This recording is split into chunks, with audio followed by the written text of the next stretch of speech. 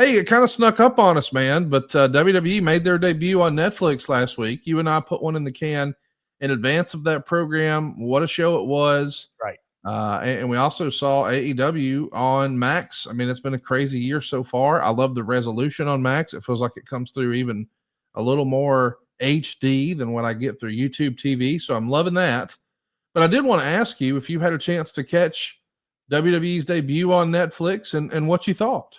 So, being the junkie that I am, I did the deep dive with a few family members and then by myself, just trying to, how do I say this, Conrad?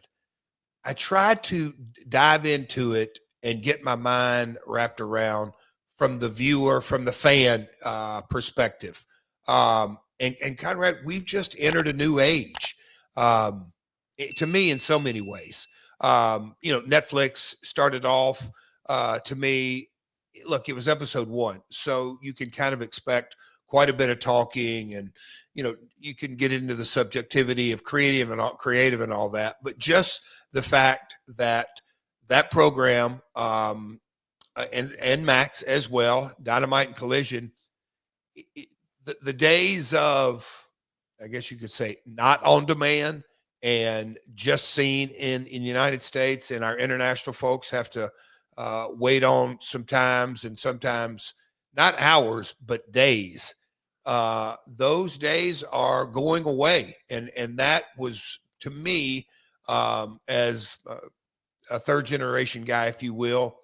And so, dude, it's just kind of amazing. And look, I'm not the biggest technology buff, but the feed and the 4K and you hear the talk of the 8K and the resolution and how cool it is. I just think the fact that the program is, we've been around the streaming world really since major step with WWE Network came online. And so that was 10 years ago. Now look where we're at, that the flagship shows of both the major promotions are in the streaming world. Connie, are the days of the ratings barometer gone? It's over. Do you think you think it's pretty? Well, I mean, the flagship number one biggest wrestling show in history is, we're not going to get ratings anymore. So yeah, I think it's a done deal. Yeah, that is it's a paradigm shift. I hate to use that term because sometimes I don't think I use it accurately, but to steal a line of Mr. Nick Khan, ratings, revenue, and relevance. Does he use that line anymore? Because I know when we're going to get into some really cool stuff here on our episode today, and a couple of matches on this pay-per-view. We're going back, 25 years ago or 20 years ago, that just jumped off the page, but going to the 3 R's and, where the ratings, in a lot of ways, professional wrestling since, Raw came on the air. Well, even before that, Saturday night, TBS 605, and then the Saturday morning shows that my father literally had the ability to walk into WMC studios and say, look, we produce these ratings, and they came out quarterly. But based on the ratings, he commanded to be paid for his TV show, which, in the late 70s, early 80s was unheard of. But that all hinged on ratings. Now, as you just said, and I've just kind of continue over the last, week or two, does something replace that? It's good. I'd love to get in a room with you and some others and just kind of start talking about these topics. Like, what is the new barometer? Is there a barometer? Is there a digital stream? Or is it completely irrelevant? Do we now just focus on revenue and relevance? I don't know. We're going to find out. It's going to be interesting. I will say one thing that stuck out to me is, well, it was the biggest talking point maybe at the end of the night from the first ever Raw on Netflix, besides the Hulk Hogan booing. Let's talk about that first. What do you make of Hulk Hogan's reaction? Well, last week, Conrad, I did, you familiar with Bobby Bones? I'm just, yeah.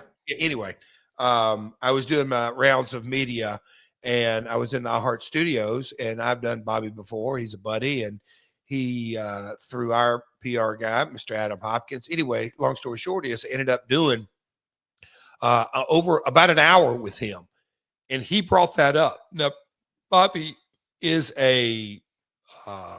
grew up in the 80s. You know, he was right kind of a sweet spot in Arkansas. Conrad, he got Dallas, he got Watts, and he got some Memphis. So he kind of was in an area that it's a unique viewing set of circumstances, but he knows his wrestling. And, he brought up the Hogan situation, and, hearing his perspective was, hey, this was not a politically motivated booing. He goes, I don't care if it's in California.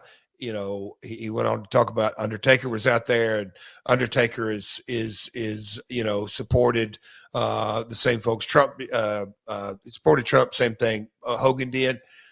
I don't know, Conrad, in that, because there is just so many different opinions about the set of circumstances, but the old adage, taught to be my old man, is that's 1 week. Now, if they parade him out in a couple of other weeks, how do they pivot? Where do they go? The McAfee kind of follow up the next day or two was interesting.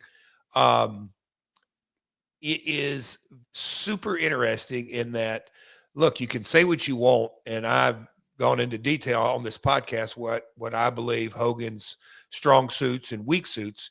Him running a wrestling company is not his forte. I think he's the best in the industry taking care of himself. No, I don't think there's really a close second. When you look from early 80s until now, time and time again. And now he's got ownership at a beer brand that not just the WWE, Endeavor has a part in. He ain't going away. How do they pivot? How do they, move through all this? But I just thought it was really interesting that the resounding, I call it just massive heat.